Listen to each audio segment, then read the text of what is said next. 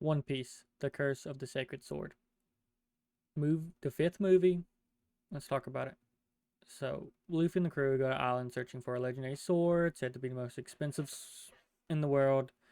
Uh, Soon attacking marines and beautiful maidens split the crew. Zoro betrays the crew to help a old friend. Luffy and Usopp wander a cave, and the rest help a village fight marines. When Zoro defeats Sanji, he takes the sacred pills, their only defense against the evil sword that would plunge the world into darkness. That basically gives the plot away. I wouldn't have read it if I thought it really mattered. Just gonna be honest about that. Straightforward. To be transparent, this is the worst One Piece anything I've watched. I I rate this movie like a 4.5 out of 10. It's the worst movie so far, and I thought Choppers would be the worst movie. It's not. Not even close. This one is. Uh Mainly I'd say for the characterization of Zoro, the least rememberable stuff in the movie. Honestly, no one has their time to shine. The only thing you can remember from this movie is that this is the only time Zoro and Sanji have an actual fight ever. And that's the only thing you can take out of this movie. And honestly, it wasn't really a fight. It was kind of terrible, in all honesty. It came out in 2004. So it actually has fantastic animation, though. Has fantastic animation. It's very much a Zoro movie. I would think a Zoro movie would be better, but it's not good. It also says the Curse Holy Sword.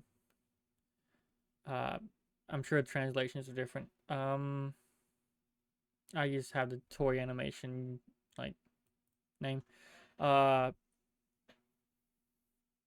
on the island, the Straw Hats learn about the. This is just a 7-star sword, considered the world's most beautiful sword and valuable treasure. Deadly Curse. It's a very powerful sword that takes over the host and grants power to whoever like is under them and whoever it can trap within its grasp. When they come back to ship, they find Zoro. He's missing, even though he's supposed to be guarding the ship. You see why in the movie. It's mainly because his friend Saga. It translates as Saga, whatever. Watched. I don't know if that's a mistranslation or not.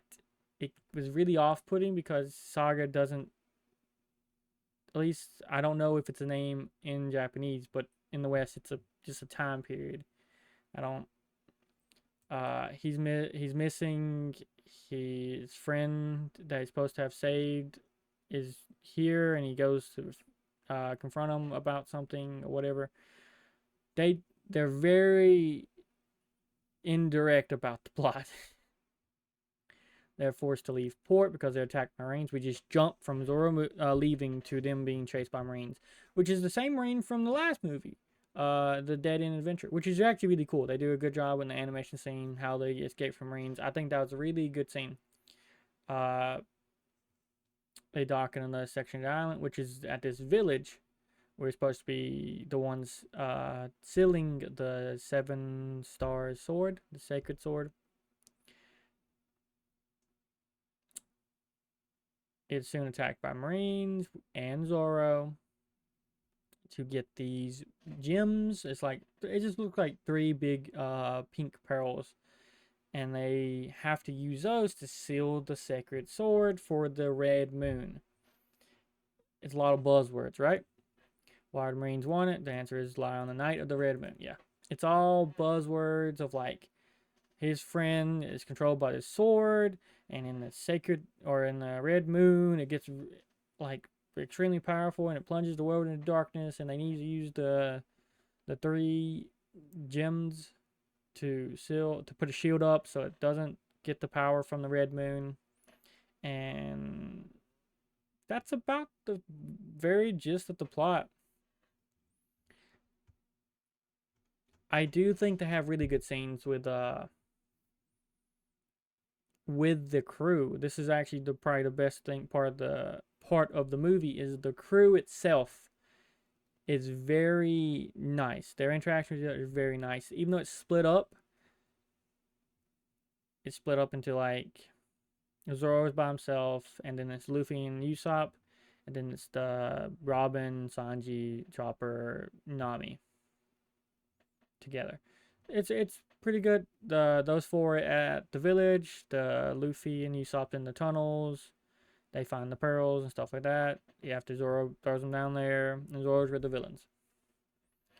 Uh, yeah, the movie begins doing a flashback from the attack by a village, which is when we see Saga get controlled by the sword so he can protect Maya, which is his love interest, which is the priestess that's supposed to do this ritual to protect, to seal the sword. I don't know why it's called sacred sword. They never explain that, or a holy sword or anything like that. Maya warning to the the Straw Hats dock at the island. We intro them eating while Usopp's making repairs on the ship and Zoro's guarding it. And then we see it disappear. Because they throw this little dagger that he gave to his friend a long time ago. And he notices it's his and he follows him. Yada yada. It's really, really generic and it makes no sense at the beginning. And I think that's the start of where the complaints really go. Zoro already has this type of background with a friend, and he already has this like loyalty to the crew, but he kind of just ups and leaves. And it's not like a like, oh, I'm gonna follow him and see what's going on. No, he just kind of goes away, and he doesn't come back until the very end of the movie, and it's just kind of. He works with the villains. He takes the pearls. He fights Sanji over it. That's completely terrible. I don't know where they thought that was a good idea. Do not do that. Zoro's kind of an asshole at the beginning of this movie. He fights his friend because he tricks this underling to get possessed by the sacred sword. He loses. The main bad guy goes to fight Luffy. Before Luffy can defeat him, Zoro comes up and defeats him. It's supposed to be a Zoro movie, and it really is focused a lot on Zoro's like story in this movie, but you don't see him near as much, and you don't get much interaction out of him. He does defeat the main bad guy, but that's about it, and it's not really a good fight. It really isn't. This movie probably has the worst fights of any movie, any One Piece movie so far, especially because of the like lack of anything for anyone else. The only time Sanji fights is with Zoro. Anything that matters. But you do see him fighting some Marines. You see Nami fighting some Marines. Robin fighting some Marines. That's about it. And then Luffy fights a lot of people, but never really wins.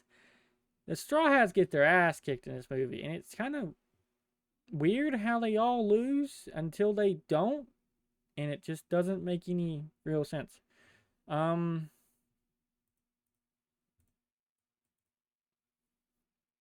I don't want to miss out anything that's actually might be important. Yeah, they arrive at that village, and the Straw Hats are treated like this is also where they split off. The Luffy and Usopp split off here because they get lost in the forest. The other four are treated like criminals because they're pirates. The girl did see a pirate ship, and that's just how pirates are treated. That makes perfect sense. Nothing illogical about this movie, really. It's just, except for Zoro and personality. And that's when the village also gets attacked by Zoro and the other Marines. The fight happens between them. In all honesty, this could have been a really big moment. It could have been a good moment to like have it explained and and what would happen, but this never gets acknowledged again until the very end.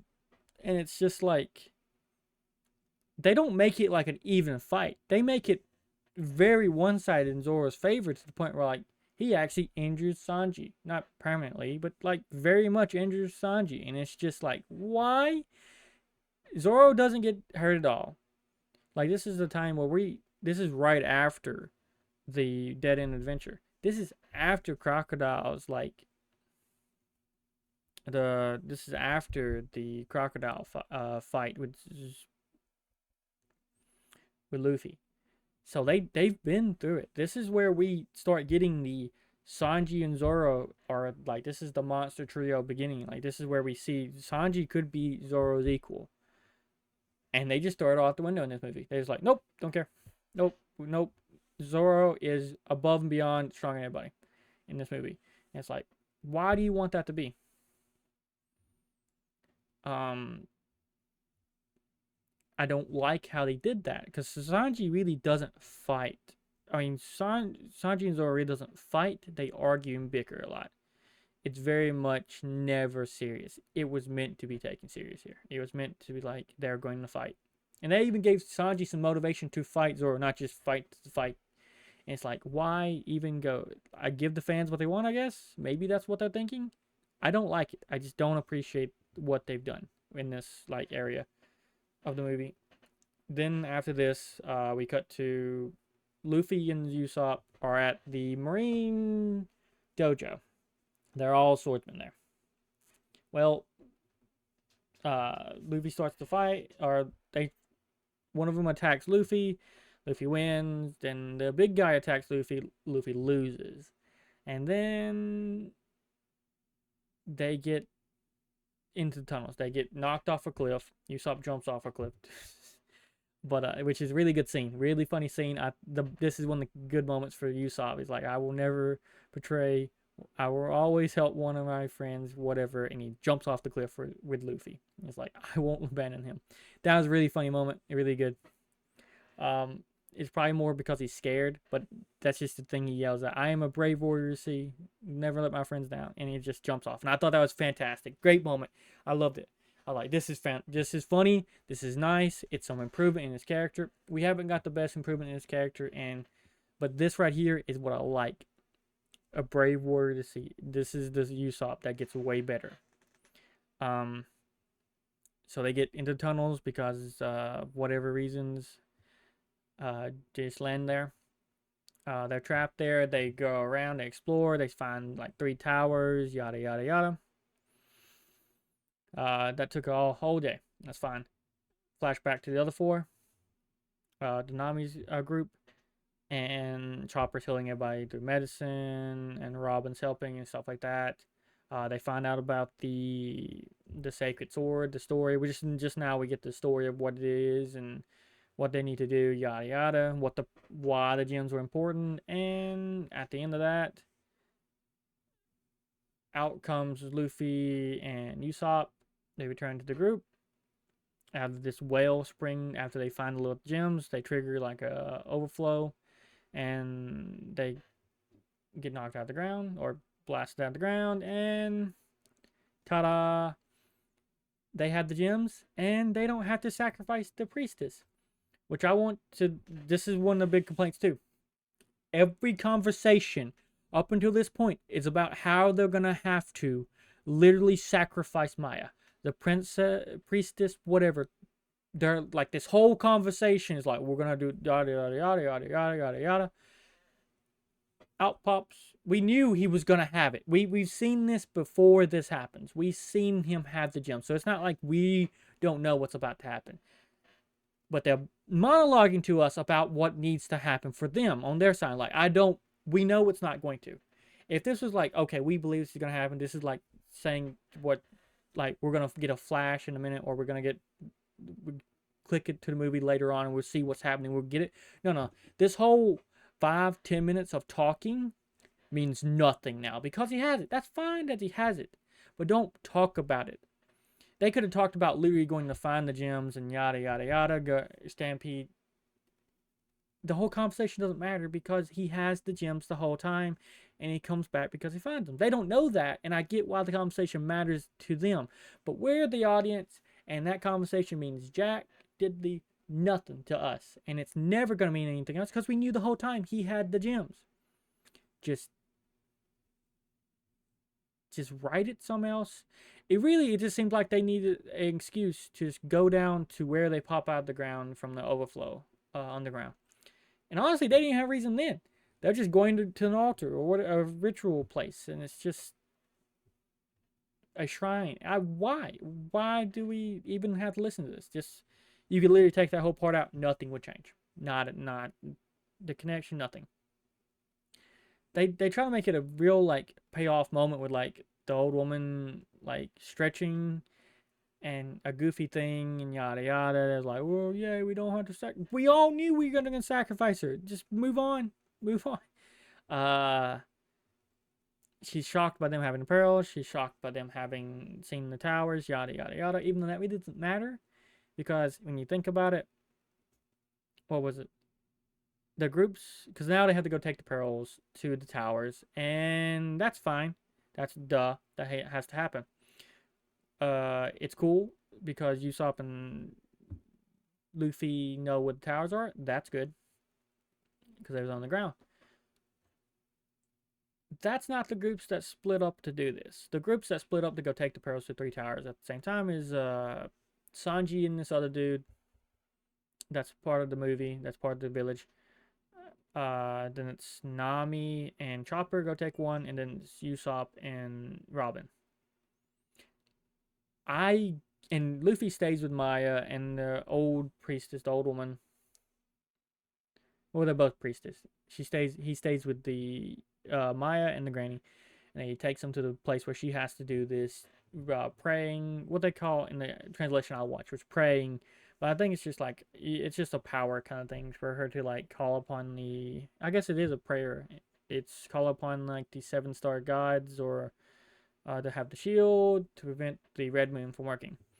Well, I'm guessing it's implied that Usopp had to like tell all of them where these towers are because we just get the groups decided and they're at the towers, which is fine.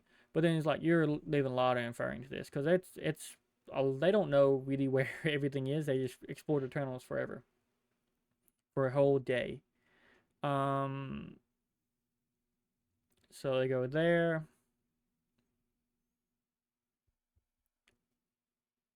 Of course, after that, we get the flash to Zoro fighting his childhood friend Saga, which is possessed by the sword. His childhood friend is also a person who's at dojo, yada yada. It doesn't.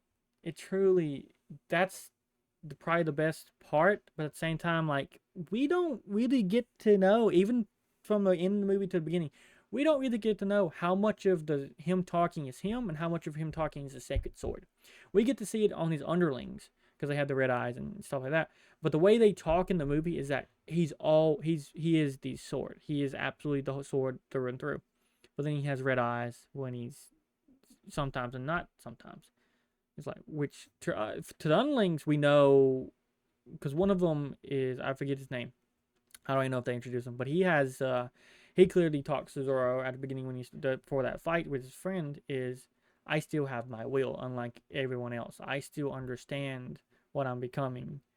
I don't want to do this, but sooner or later. And he fights Zoro for his last fight, yada yada, and the saga interrupts and transforms him completely, and he has red eyes from then on out. So it's like, okay, so he is now possessed by the sacred sword fully, but he's the only person that like he has that trait, but the saga does not. Zoro's childhood friend Saga does not have that ability. So he's like, maybe he's somewhat there, but now it's like, okay, so he's always the sword. That's fine. We get the flashback of like why Zoro's doing this. It's like he abandoned his friend, he couldn't help him. Explosion happened, they got lost from each other, and Zoro's coming back to help his friend Saga, which is fine. It really doesn't matter, like, but it's just he's had commitments to everything else a lot of times, like the crew, his other childhood friend, Luffy, and you're telling me he's gonna abandon all that. He's gonna stop being who he is over because his friend's turning evil, and he's gonna help his friend. Like, they're trying to redeem him at the end from being a dick at the beginning. It's like, well, why? Well, he's gonna save him, and he's gonna do what he always meant to do from the beginning, from the flashback.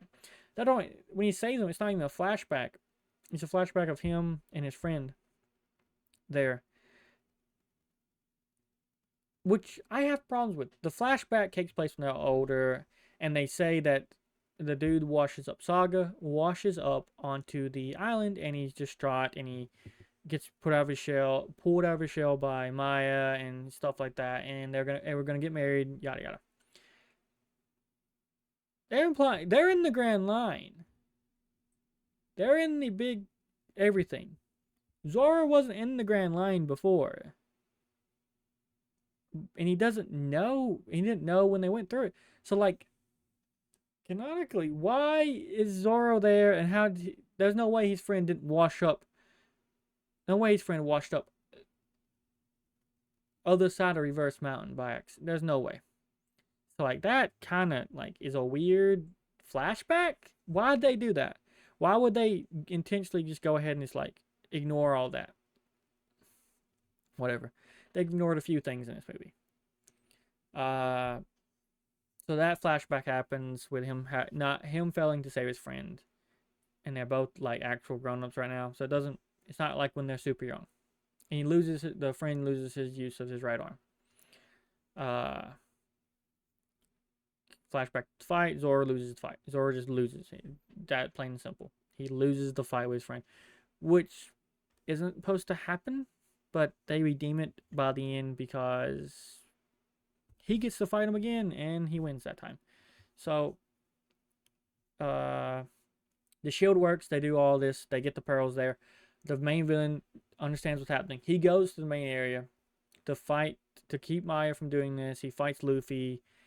No one's really winning. I guess what happens is a big thing is the main character has the sword. The sword ends up becoming part of the villain saga. So it disappears, and he fights Luffy, and then it gets interrupted by Zoro. Because he's winning so far. He's gained full power of the sword, stuff like that, yada yada. That's fine. We figured he would get his full power. Because what does it matter? If you can't just tell us, he's going to get his full power at every conversation about this until the end, and he doesn't do it. No. Let him do it, and then we see the big fight. Very much a letdown here. The transformation is fine because the sword becomes part of him. You see that little outline of his chest area of the sword. You can see the little, and then the blade comes down. It's really actually very visually good because you also see him transform. He becomes a much bigger person, longer hair.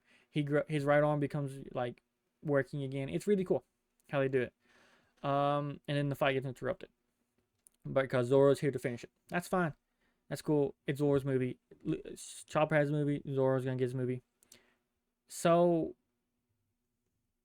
the whole time Maya's like, I know he's in there. I know he's in there. Zoro tosses the main villain a sword, which is like, you're a swordsman swinging sword. Like, first off, it's the cursed sword. He doesn't care about that. He is the sword. It doesn't matter. That's complete. But he uses it anyway. And then it's not really a fight after that. It's just Zoro jumps up in the sky. The dude jumps at him, and Zoro cuts through him, and he cuts his chest. The essence of the sword goes away, and that's it. He's cleared. The movie's in. The movie main plot ends. I wish I could say I directly summarized that. I didn't. That's actually the long version. Literally, it probably takes me longer to explain what happened than for them to just do it. He literally throws a sword at the dude. He jumps up in the air. He gets words of encouragement from Luffy. The other dude jumps up. Maya prays that, or says that she knows Saga's still listening and is in there. Zoro breaks the enemy's weapon and slashes his chest in the air. They both land. The essence of the sword is out because he cut his chest. That's what it's implied in the visuals, at least. And it ends. That's it. The red moon goes away. Everything just ends. That's fine. The world's a better place. It's saved from the darkness. But that fight sucked. There was never a monumental moment for Luffy or Zoro, really, or anyone else. The best part is probably the fights between when they're all going to the towers. When Robin defeats the one guy, Sanji defeats the one guy, and Nami defeats some people. Uh, oh yeah, we also see Nami and Chopper defeat the little underling that was transformed fully. Chopper defeats him. That's pretty cool. It's all nice and fun. Those are nice moments. Everything in this movie. Oh yeah, the one at the end. We immediately cut to them leaving, um, and some hippopotamus is next. It's a big hippopotamus. I forget what they call it.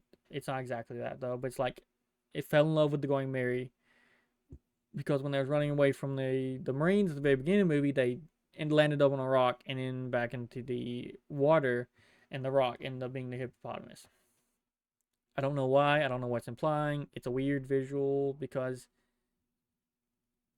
the words at the end say he got saved by the Going Merry and loves her now.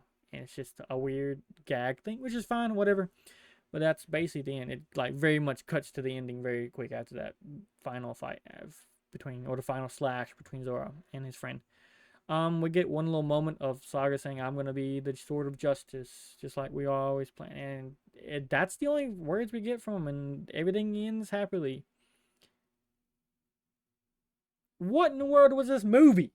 Why? Why do you make Zoro that way? Why do you give him this lackluster moments to shine? It is his movie. You want to make him a movie? Give him the movie. I don't care. That's fine.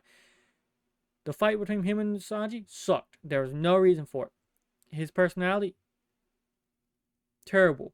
Don't, and you're trying to redeem him by the end, terrible. Don't even try. Just don't even write him that way if you want to redeem him. Luffy doesn't really have moments. He has like funny things, but never like a big like monumental like remember this in the movie. Uh the best parts of this movie are the other parts of the crew. Robin, Nami, Chopper, and Usopp. Usopp had some really good funny moments in this and endearing moments. I really liked it. Robin talks a lot more, and like she's actually a person now instead of just a figure standing there with the crew. Nami personality's there. She's less in this than the last movie, but that's fine. She have to share screen time with other people, but she does a really good job of just being herself. Chopper has a lot more time. He show off he's a doctor. He has his transformation. He does a little fight. It's very quick though. It's not a big fight. It's not really a fight at all because he's not really there for it. But they do have a little moment, which is fine. It's good. It's cool. Sanji kind of has moments, but that fight with Zoro kind of ruins it. Um, this is the big slash here. That's it. That scene probably, that whole like play out of that scene probably takes 15 seconds. And it probably takes about 25 from him showing up there to it ending and going to the Going Merry at the end. It's just not great, honestly. Um, the cast. You can indeed see the cast. Okay, good. And the trivia. Um, I have problems with this. I understand why it's reasoning some of these, but okay, so we'll just read them. The movie begins with a sequence similar to the beginning and ending of the previous film. It is. It's very much directly after the end of Dead End Adventure. The same Marine is pursuing him as the end of the last movie. However, the film like takes place after Skypiea arc. It says it takes place after Skypiea, but because it shows that they're fully aware of the post Alabasta bounties, unlike in the previous film. I think that's easier to explain by messing up the continuity of the movie than it is for like saying it takes place after Skypiea, because it gives reason here why.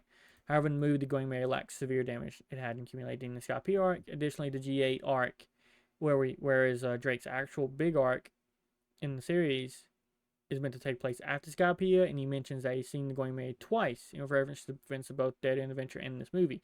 So it says in continuity it takes place after Skypiea, but then gives reasons why it shouldn't. it's a lot easier to just say it takes place before Skypiea and just be like, they shouldn't known their bounties, but it's wrote into the movie they do,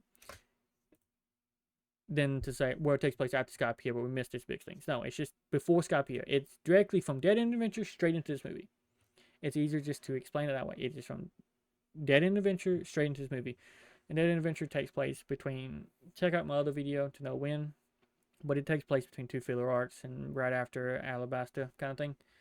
The Alabasta is like one of the last canon ones, but it takes place between 2 filler arcs, I believe. The Rainbow arc, I believe, takes place before it. Only series where Zoro defeats the main antagonist, which is not a really good fight, but it is. It is how it ends. Contains the only time Zoro and Sanji have a real fight. Yep. Luffy wishes Maya good luck. Okay, whatever. This is just. Oh yeah, it contains a very graphic scene in the beginning because the main villain antagonist slices some pirates up. Yeah. So I was hoping this movie to be really good since the last one was actually really entertaining. It just didn't end. It just didn't end up having some weak moments, but everything was pretty strong. This movie took a nosedive. I was hoping, I've heard from multiple people that this Chopper movie would be the worst one, but this one's the worst one to me. And it's not even close. I don't like the characterization of any of them. Just for details, hour and 35 minutes, March 6, 2004 released. Toei Animation, yada yada. Staff is original creator is Oda, director is that's the director though. That's absolutely the director. Music. And of course the original creator. But other than that, I'm gonna give you my score. 4.5 out of 10. It's the least. It's not average. It's less than average. I'm not gonna say it's terrible because it was entertaining. It does have its really good moments, but how it treats Zoro's story, how it characterizes him, how Luffy has no big moments, how the crew shines in its best being in the background, how they do it in this movie, but they don't really have great moments there. It tries to focus too much on things they don't really wrap up at the end, and it feels like they really wrote a lot more for this movie to be a 2-hour movie. 35 minutes probably would have wrapped up everyone's story, did more little building. Zoro would have had more time to fight or something like that. I don't know. It could have benefited from cutting some things out, making it an hour long, or extending it to 2 hours to everything gets wrapped up and maybe write Zoro a different way. I don't know. I don't really know how you could improve it besides completely rewriting how Zoro acts in this movie and then writing in, because I already have made a lot of villains here. You can rewrite the story so Zoro ends up fighting his friend, and then Luffy fights a bigger guy, like the sword itself. It becomes a thing. Anything else? I don't really have anything to say else. I'll just ramble more. So I appreciate you watching. Next Monday I'll have the movie 6 out, and on that, if you like the video, subscribe. I appreciate it. It helps out the channel. I have plenty of more One Piece stuff out. You have a good day.